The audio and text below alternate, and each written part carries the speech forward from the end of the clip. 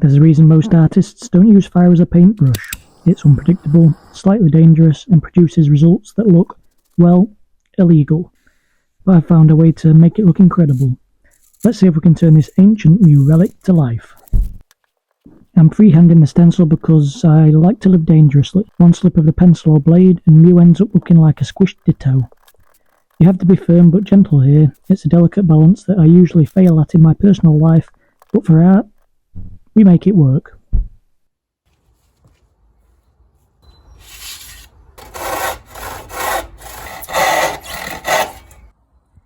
This Acacia is perfect for the job. It's dense, it's moody, and has lots of figure. Most people turn this into a serving board, but we're turning it into a 1,000-year-old relic.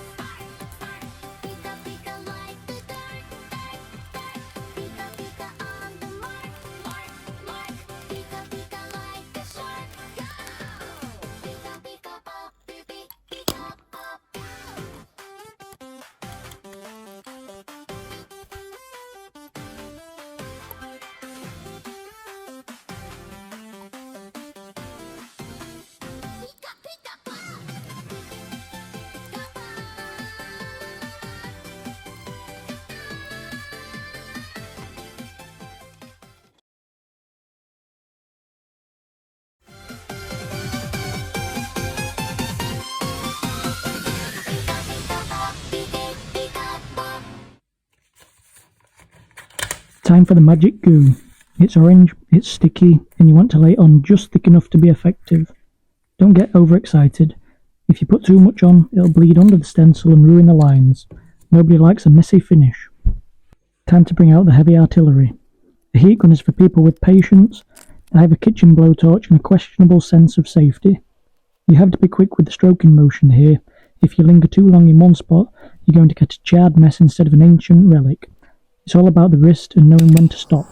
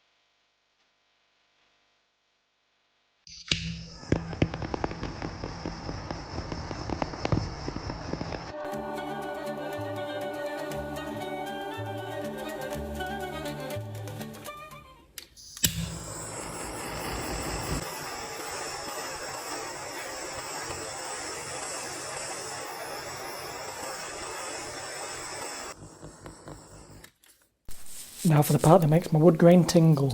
If this doesn't satisfy your soul, I don't know what will. I thought the reveal would be more difficult, but as you can see, the results speak for themselves.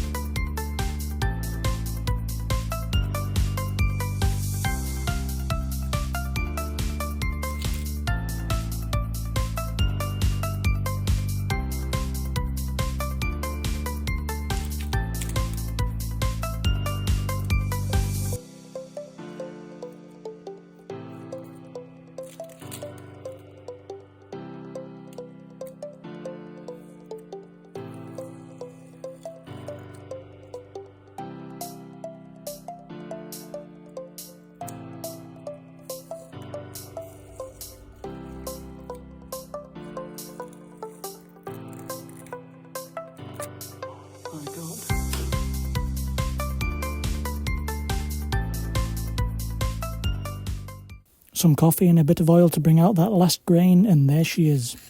A $500 artifact made from a scrap of board and a dream. If you want to see me ruin more pieces of art, you know where the subscribe button is. Or just stay for the sarcasm. I'm fine either way.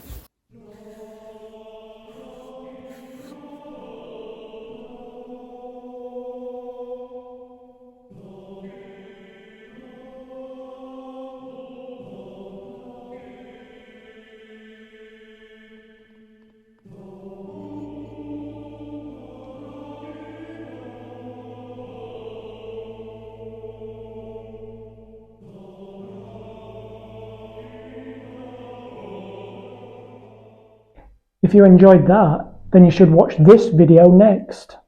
Go on, tap it now.